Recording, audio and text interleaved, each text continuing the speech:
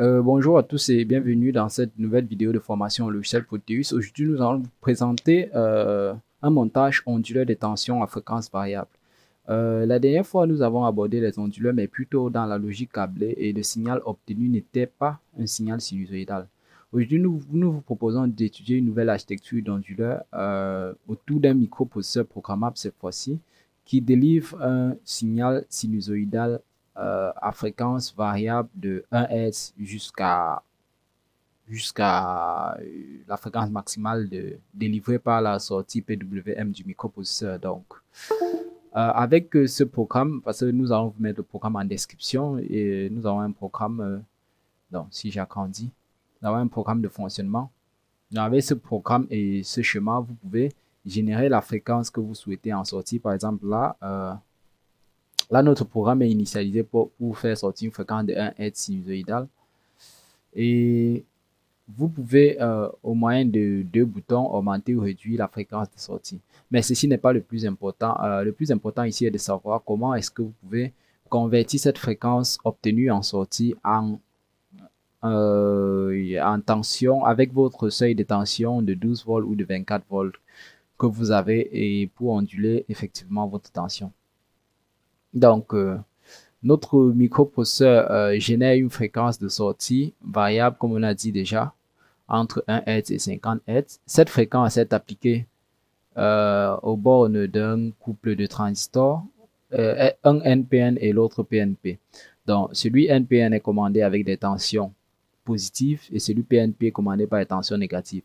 Donc, quand notre sortie 1 vaut plus 5 volts, cette tension polarise notre premier transistor NPN et dès qu'elle polarise le transistor NPN, elle force la conduction de celui-ci et la tension 12 volts se retrouve sur la pin des deux transistors MOSFET Q2 et Q8 des deux transistors MOSFET à canal N8, Q2 et Q8. Donc, une fois que cette tension de 12 volts positive est sur Q2 et Q8, elle se retrouve également sur Q7 et Q5. Maintenant, vu que Q7 et Q5 sont des transistors à canal P, ils ne sauraient conduire avec une tension négative à leur grille. Donc, notre tension de 12 volts positif, dans notre 12 volts positif ici polarise les transistors Q8 et Q2 et ceux-ci font circuler une tension de 24 volts cette fois-ci dans le circuit primaire du transformateur, vous voyez. Donc, vous pouvez choisir délibérément la valeur de cette tension, qu'elle soit de 24 volts, qu'elle soit de 12 volts, qu'elle soit, je ne sais pas trop. Donc, vous pouvez choisir cette tension en fonction de votre tension continue disponible pour l'onduleur. Donc, après, à l'alternance négative, si notre microprocesseur, autant pour moi, envoie une tension plutôt négative cette fois-ci, donc si la sortie devient une tension négative par exemple, le transistor NPN ne saurait conduire donc, et c'est le transistor PNP qui prend la conduction et polarise et envoie moins 12 volts plutôt sur la pin des deux transistors canal N qui ne saurait conduire avec une tension négative et les envoie aussi sur la pin du canal P qui polarise les transistors canal P et les transistors canal P deviennent passants et laissent passer une tension cette fois-ci de moins 12 volts plutôt dans les broches du primaire du transformateur. Donc avec cette méthode-ci, nous avons au primaire du transformateur, j'allais dire, soit une tension tantôt de plus 24 volts, tantôt de moins 24 volts, rythmée par le signal sinusoïdal produit par la carte Arduino. Donc, c'est vrai que trimballer la carte, c'est un peu fatigant. Pour notre PCB, parce que nous allons réaliser le PCB de cette onduleur-ci à fréquence variable, pour notre PCB, nous préférons plutôt utiliser un Atmega 328P, qui est le microprocesseur mère de la carte Arduino Uno. Donc, avec lui, ce sera facile de prototyper une carte finale de notre montage. Donc, je disais sur ce, nous avons programmé deux boutons. Cette fois-ci, un bouton plus, un bouton moins pour augmenter ou réduire notre fréquence de fonctionnement de l'onduleur.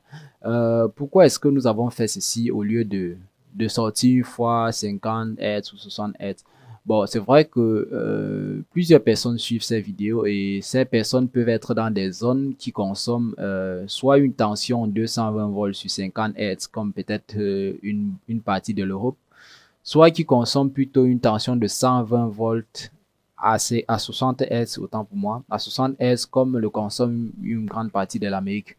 Donc, ces boutons plus et moins sont là pour vous permettre de voir que vous pouvez même varier la fréquence.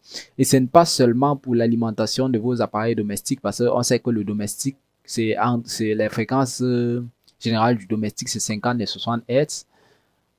Nous verrons aussi que certaines machines industrielles peuvent avoir besoin de fréquences supérieures à 60 Hz. Et là, c'est tout là l'intérêt maintenant de ce montage. Vous allez voir que vous pourrez générer des fréquences. Là, le plafonnement de fréquences a été fait pour ne pas traverser 50 Hz, mais ceci peut être modifié dans le programme. Vous voyez là, F supérieur à 50. Vous pouvez mettre F supérieur à 70. Vous pouvez générer une fréquence de 70 Hz, une fréquence de 80 Hz. Ça va dépendre de vous et de votre compréhension du programme, qu'on vous mettra en description, bien sûr.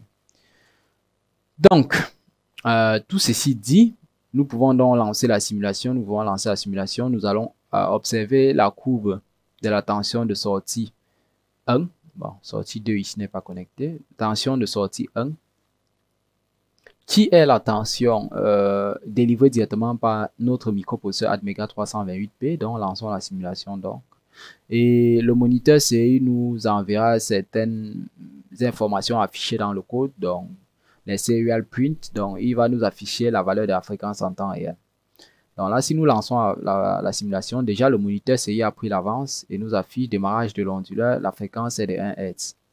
Donc, sur ce, nous pouvons le placer à côté. Là, notre sortie 1, l'oscilloscope qui est censé nous afficher la sortie 1, nous affiche une tension complètement sinusoïdale. Là, c'est vraiment beau. Vous voyez, la tension est pleinement sinusoïdale à une fréquence de 1 Hz. Oui. Donc, cette fréquence de 1 Hz, qu'est-ce qui se passe sur elle? Vous voyez, cette fréquence de 1 Hz est appliquée au primaire de notre transformateur. Vous allez choisir votre transformateur. Ça va dépendre de votre rapport de transformation.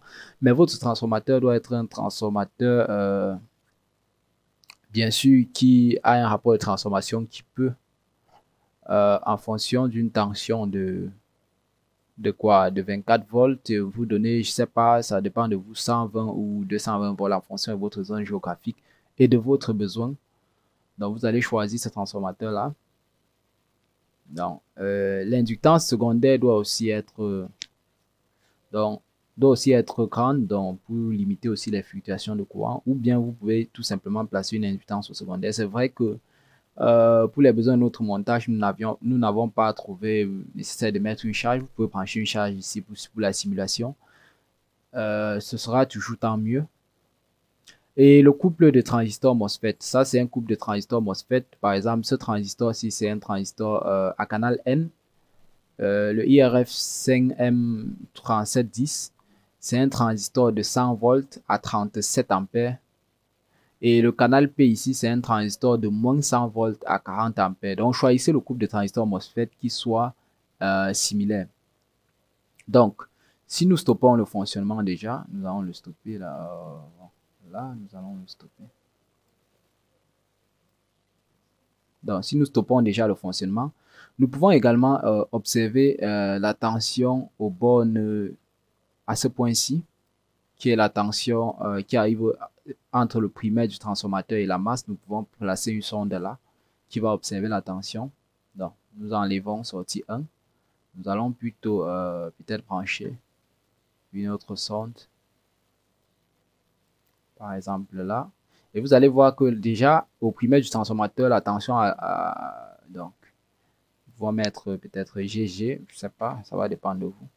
Et nous plaçons une autre sonde ici. On va faire roter comme ça. Nous plaçons une sonde ici. Vous voyez que la tension déjà au point 6 sera déjà, GG, oui. La tension au point 6 sera déjà une tension sinusoïdale modulée. Donc, si vous relancez la simulation, vous voyez. Channel B, AC, oui.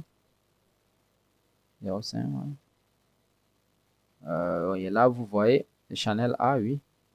Donc là, vous voyez, la tension ici est déjà une tension sinusoïdale. C'est vrai, vous voyez, là, c'est déjà une tension sinusoïdale. Donc, ce que vous allez faire, c'est choisir un couple de transistors MOSFET vraiment parfaitement symétrique. Là, vous voyez, il y a des petites cabochures. Là, c'est pas vraiment trop propre. Mais vous allez choisir un couple de transistors MOSFET vraiment symétrique. Donc, si les canaux N sont positifs à 100 volts, les canaux P doivent être négatifs à moins 100 volts. Et le courant aussi doit être le même. Et les résistances. Vérifiez aussi les résistances internes. Les résistances de conduction de vos transistors MOSFET. Choisissez aussi des transistors MOSFET qui ont une résistance drain source en conduction. Par exemple, je sais pas, peut-être si l'une a 5 milliohms, choisissez l'autre qui a aussi 5 milliohms. Ça, c'est pour éviter ces petits effets. Si vous voyez, le signal est sinusoïdal, mais il y a carrément certains petits effets. Mais pour notre simulation, c'est pas très dérangeant. Donc, nous pouvons juste faire un CTRL Z. Nous pouvons revenir là. Ah non, CTRL Y. Oui, sortie 2 ne nous intéresse pas. Donc, vous pouvez aussi également augmenter la fréquence de fonctionnement. C'est vrai que l'objectif ici n'est pas tant d'aller en haute fréquence, mais bon, quitte à fait, pourquoi s'empêcher, nous pouvons augmenter la fréquence ici de fonctionnement. Et vous allez voir la tension de sortie ici, vous voyez là, la fréquence est déjà, la fréquence de la tension de sortie est déjà plus élevée. Donc, vous voyez, tout à l'heure, elle oscillait lentement, là, elle oscille vraiment rapidement et vous avez une tension alternative en sortie. Donc, une fois encore, c'est votre transformateur ici en sortie, votre transformateur élévateur ou du moins votre transformateur qui aura pour rôle vraiment de vous donner vraiment votre tension. Donc, choisissez, dimensionnez bien votre transformateur. Dimensionnez bien votre transformateur. Et votre transformateur aussi doit être un transformateur qui peut être capable de gérer aussi des hautes fréquences, pas seulement les basses fréquences. Parce que là, c'est plusieurs. Si vous regardez bien notre programme, c'est une modulation à largeur d'impulsion de haute fréquence. Donc là, notre microprocesseur, il envoie 5 volts 0 avec un rapport cyclique différent. Par exemple, pour former 0,5 volts, après 0,6 volts, il envoie 5 volts 0 pendant une durée déterminée pour former 0,6 volts. Donc, c'est une modulation de largeur d'impulsion haute fréquence pour former un signal basse fréquence. Donc, veillez, le choix de votre transformateur ici sera une étape vraiment déterminante parce que le schéma en lui-même n'est pas très difficile. Donc, ceci dit, nous allons passer un peu à l'explication du code, même si il n'y a rien de très difficile ici. Là, nous initialisons notre fréquence.